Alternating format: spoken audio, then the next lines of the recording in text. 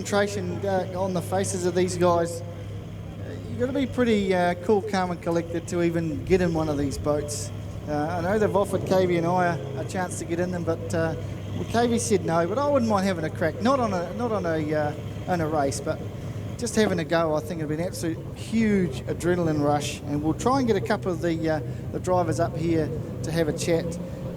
Some of the newer guys on exactly what it's like. So as the pair of Sam Tweedy and Dallas Kidman head out onto the track now in the Dilemma machine, they've been pretty consistent across the morning as they bounce through the nut. There's a huge bounce through there as they go through the top of the course. Yeah, they get out of trouble in that Lucas Oil's hairpin. Back through the centre of the track now, they swing it hard. Oh, and the tyres, they've got to get off it. Yes, they have.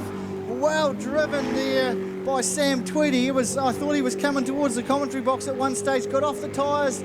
Back round, going to manoeuvre his way round back past the timing clock. The poster split time of 40.994 as he heads back through the nut. Up to the centre of the course now. Oh, this is going sharp. Just get round through this bend, fella, and over the line. Yeah, and he'll pick up a 56.679. Even with that little bit of carnage coming off the tyre wall, we probably won't pick that up on the big screen. I don't think Grant can rewind that far back. But as he was coming back down towards the commentary box, folks, he would have picked up. He got on the tyres, trying very hard to get out of there. So hopefully he hasn't picked up too much damage on the bottom of the boat. Didn't look like it. But as Kavy's been mentioning, those fins at the bottom of the boat, that's a little bit of trouble. So, but a good run for the pair of Sam Tweedy and Dallas Kidman as we move into the Flounder Pounder, the pairing of Ollie Burda and Hokimoana Tawa. A DNF for them in the last event. Of course, Hoki is usually wearing one of the orange vests as part of our rescue team, which he's teamed up with Ollie for round one down in the Wairarapa. Ollie said he was off to uni, forgot that this one was on before uni starts, so he's back behind the wheel of this boat. That's the trouble that he got stuck into in the last one. He seems to have got through that okay as they head up, back down the chute. Yeah, nice drive. Get around that bend. Oh, a little bit got stuck in the bottom of the... Got out of trouble though. That's okay. That's all we can ask. Comes around back towards the... up the PSP front chute. Down to what? Very cautious approach though. Split time of 39.263. Nice wide berth through there. Yeah, out of trouble, and this is going to be okay. That's a 54.991. Not good enough to go into P1, but that's not a bad time at all. And they'll be happy with that. Of course, they could do better, but that's okay. Mum will be sitting up there on the bank going, oh, you're okay, son. You're okay, you got through that one. I'm not too worried now. Of course, that was Pip Thompson. She'll be sitting there. She'll have no fingernails left by the end of the day, I'm sure. But I'm sure she'll be okay, though. I'm sure she'll be okay. She knows what it's like. Yeah, she's just getting back to her chair now, so she would have got to a better viewing vantage point to watch young Ollie out there. So that's all good. And the teammate now in the Link ECU boat of John O'Veary and Millie Simmons. Listen to that roar up the PSP front chute. Nice wide berth to sneak round through the middle of the track. Through the nut, nice and easy. Jono, of course, used to being the navigator. Oh, nice flick through there. Well done, team. Back through the centre of the course, bouncing their way through the middle. That's okay. This is where they got unstuck. Yeah, get off the tyres. Bounces off them. That's okay too. Back through the middle of the course. They'll come down and swing it. Got them a bit of trouble last time. Nice and smooth through there. They can pick up some seconds as they head back down the PSP front chute. Around the top, through the nut. Back through the middle. There, this is going to be okay. Oh, cool, calm and collected. John O'Veary, very, very nice. A 54.217. That's a good time. Doesn't put them at the top. Sam's still got that with a... No, John O'Veary's quickest at the moment. He should. Hasn't rolled over yet, KV. That's right. Welcome back, fella. Welcome back. The link engine management system there with John O'Very working very well indeed, as we now see Bryce Barron coming off the trailer. Fortitude Racing, Kylie Barron doing the navigational duties here. Craig Clay Global, Central Auto Parts, LJ Hooker, Carterton. There's been a couple of people who've forgotten to bring earmuffs for their kids. Now, I'm going to make a suggestion after this about what you can do for earmuffs for the kids. But it is Bryce Barron out on track at the moment and very wide around that right hander. He's been watching how some of his fellow competitors have been approaching that corner. Now into this right-hander. Now this part of the course in here is a little bit of a washing machine effect in there, and it's really unsettled him coming through there. This stinger boat's sitting really high in the water, and when the boats are sort of floating like that, that crosswash does unsettle them quite a big way. Just hasn't quite got the drive out of that hairpin. Very, very tight around that central island.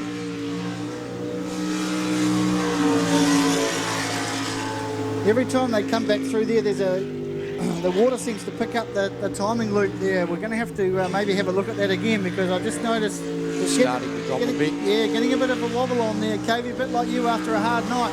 But oh, geez, I tell you what, that was an interesting way to finish that lap for Bryce Barron with a 53.752. Now, being told that people without the earmuffs, and I'm not saying this is a good thing. No, actually, I can't say that. I've been told not to. But you can put not only your fingers in your ears, but maybe just wrap a cloth or a T-shirt around the kid's head to stop the noise a little bit. That might help just a little bit, because we don't have earplugs available here at this moment. If we get hold of some, I'll certainly let people know about that. But next we have Chris Rasmussen and Holly Sutherland from New Plymouth, the Professionals Real Estate, Attraction, Sign and Design, Steve Hildred Motors, Max Pennington's Auto City, and Total Paint Supplies. The Venom Machine. I love the look of this boat.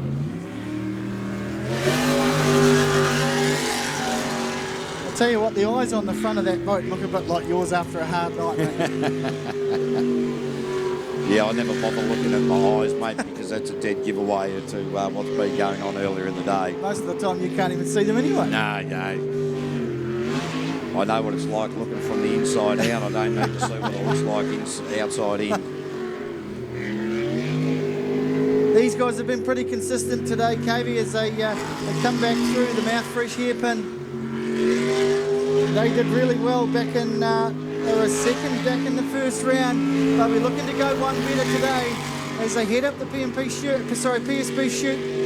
I'll get that right before the end of the day, I can assure you. Back through the centre of the track. Yeah, Chris Rasmussen just carrying that boat speed through the finish there, and a 52.847. One of the things that we'll see, and particularly from Ross Travers towards the end of the day, as he comes around this final bend to go through the finish loop, he'll come in very, very tight through there at the end of the day. A little bit less real estate will he pass on, and he does that. He does that at this track. He'll just make sure that he's right in tight there, just to shave those few hundredths of a second off. So we now go to Sam Gray and Mike Allen, the Carterton boys. Sam Gray, the Cray fisherman, Mike Allen, the forestry worker, the recession vessel, the Stinger for Central Auto Parts.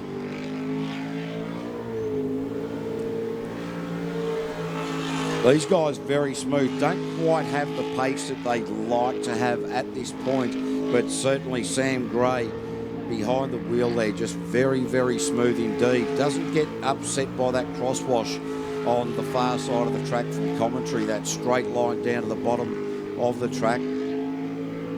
Yeah, now watch pick up the wash as they come through the middle there.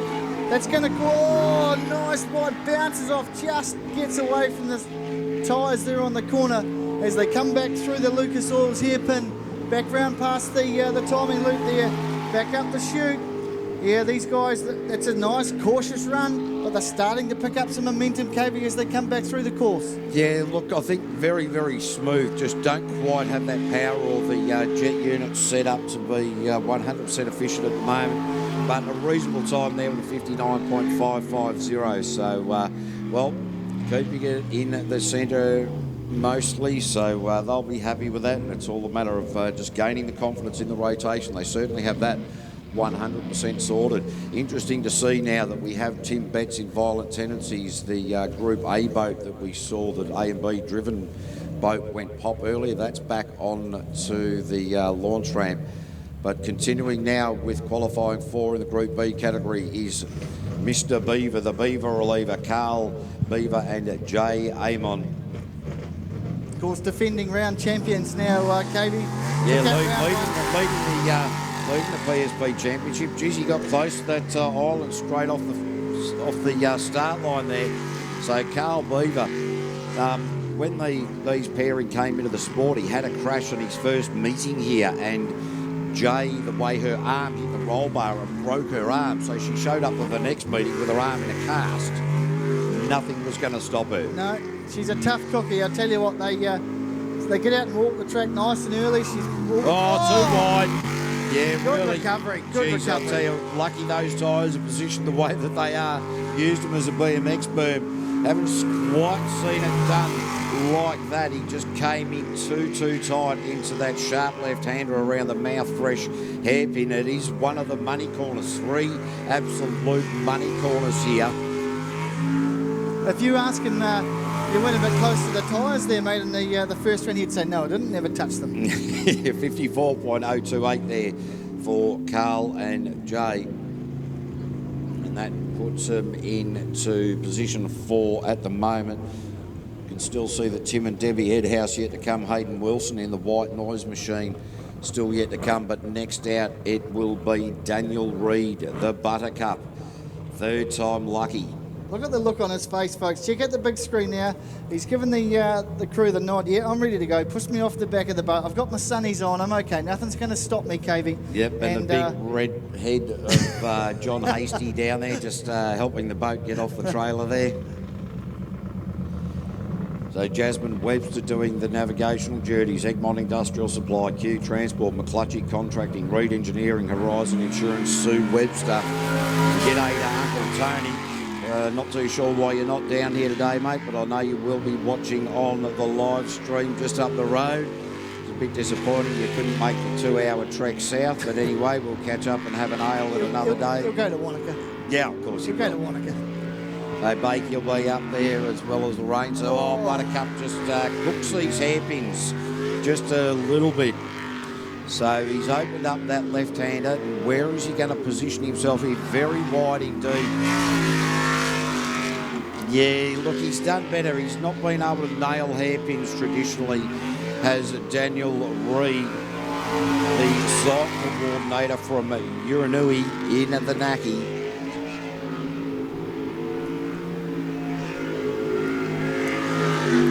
Look for the big finish as they come back through the hairpin here. Oh, yeah, no, both hands on the wheel. Oh, what a... Pop, splutter and park it up on the beach and into the tyres very, very gently. And that isn't the good way to do that. No, I don't think it was very gentle, mate. Did you not see the big clump of grass go up? No, I wasn't watching. Here, watch the replay here, folks, as he comes a little bit after this. It's after he crosses the line. Oh, no, beach stairs.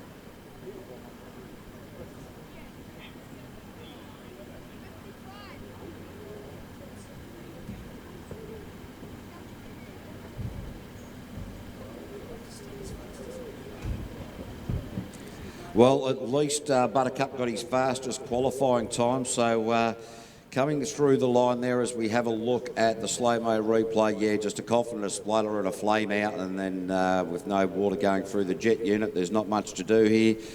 There's a little bit of a gentle rise, and well, it did actually turn a bit sharp left. Oh, that's fairly gentle all in all. All it did was disrupt a little bit of grass and attack a few of the worms out there. So I dare say that Buttercup and Jasmine. Ladies and gentlemen, put your hands together for Daniel Reid and Jasmine Webster as we'll throw to a little bit of music, take a short break while we allow Scruffy, the Stinger rescue boat, to do his job.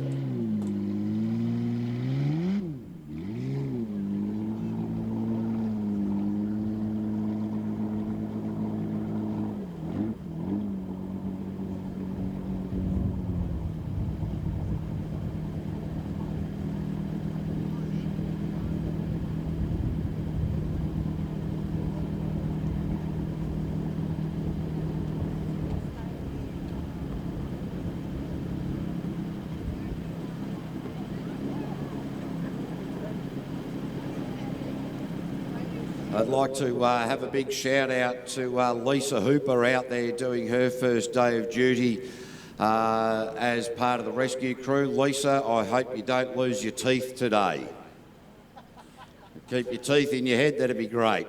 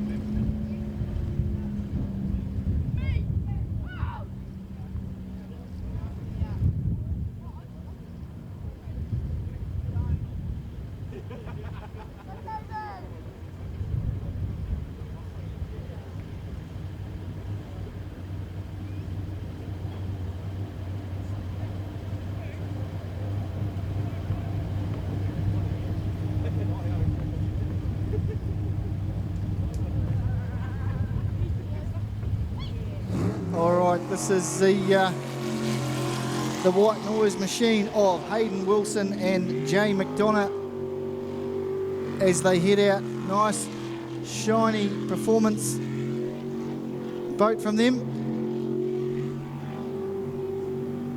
Cavey must have ducked away for an undrink without telling me, but that's okay. Yeah, got out of that little bit that caused him a bit of trouble before. Pretty smooth as he comes back to, oh, just got off the back of the tyres. Nice and easy, bounces through the middle. Down through the washing machine.